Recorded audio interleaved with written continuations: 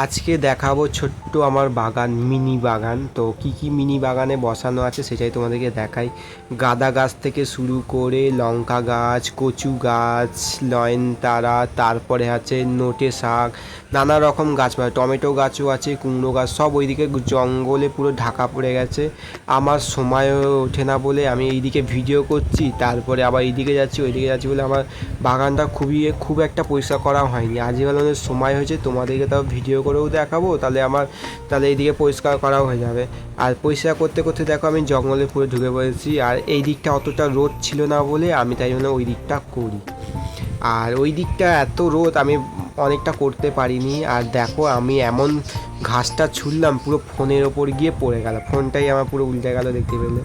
আর আমার পুরো পরিষ্কার করা কমপ্লিট হয়ে গেছে। আর এটা কি ফল জানি না, এটা রেখে দিয়েছি, তোমাদেরকে নেক্সট পার্টে আমি ফাটিয়ে দেখাবো। এটা খুবই একটা বাচ্চাদের মজাদার, এটা খুবই খারাপ জিনিস নয় খুব একটা। যাই হোক, এখানে কত ঘাসপালা দেখতেই পাচ্ছ।